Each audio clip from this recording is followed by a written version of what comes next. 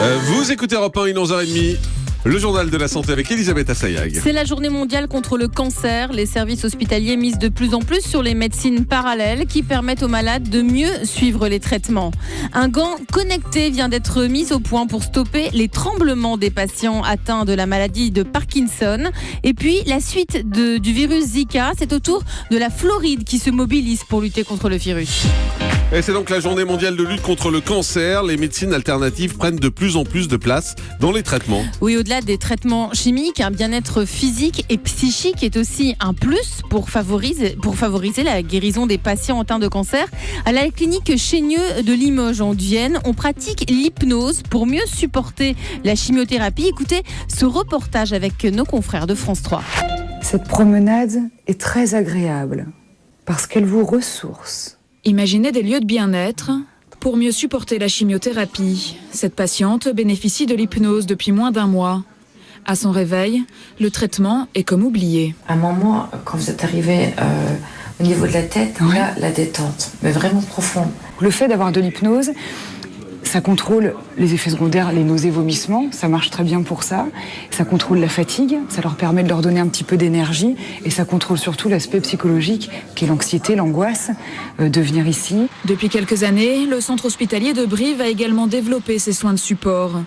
Massage, méditation, activité physique.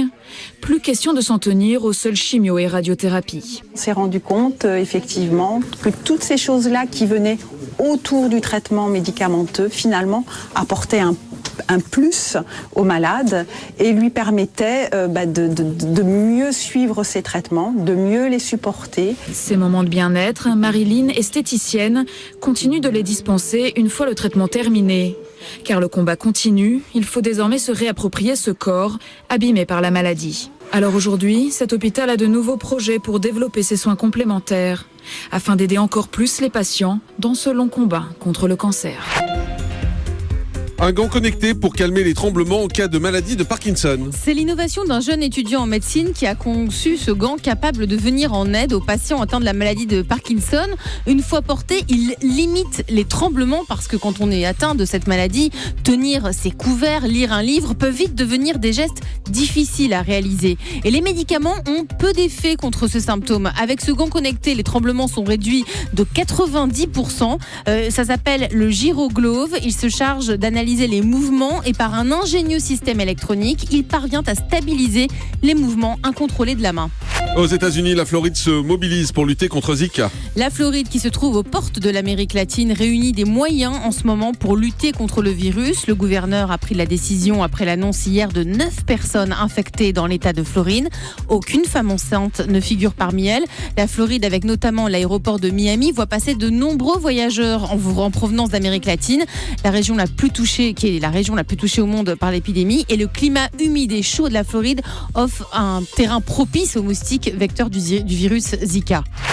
Un test de détection du sexe. Du sexe ? Oui, du sexe. Sera bientôt autorisé en Inde ? Oui, afin de lutter contre les féticides féminins. C'est-à-dire qu'il y a beaucoup de personnes enceintes en Inde. Lorsqu'elles attendent une fille, elles décident de les tuer, tout simplement.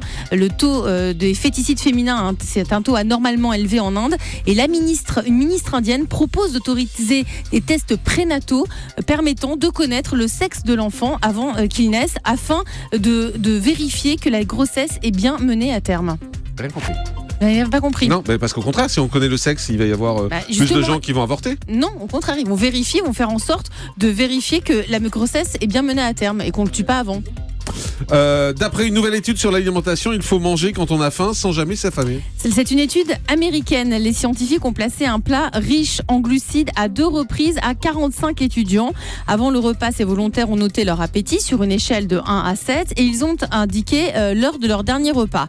Une fois qu'ils ont terminé leur assiette, ils ont été invités à mesurer leur glycémie à 3 reprises. Et d'après les résultats, les individus qui avaient moyennement faim avant le repas ont tendance à avoir des niveaux de glucose dans le sang inférieurs après la consommation du repas que les individus qui n'avaient pas très faim. Il est donc inutile de s'affamer avant de passer à table. Les volontaires dont l'estomac était le plus creusé présentaient une glycémie comparables à ceux dont l'appétit était modéré. Donc pas la peine de mourir de faim avant de passer à table. Le chiffre du jour. Le chiffre du jour, 2 enfants sur 3 sont mal attachés dans leur voiture, d'après une enquête réalisée par Bébé Confort et l'association de prévention routière ainsi que le laboratoire d'accidentologie. 2 enfants sur 3 ne sont pas correctement retenus en voiture et dans un siège auto, l'enfant peut être mal retenu parce que le harnais est insuffisamment tendu ou alors n'enveloppe pas suffisamment les épaules. Et quand les enfants sont plus grands, c'est aussi très important qu'ils soient bien attachés et les parents ne prennent pas toujours la peine de vérifier que la ceinture ne passe pas au-dessus de la coudoir ou sous le bras de l'enfant. Merci beaucoup Elisabeth Assayag.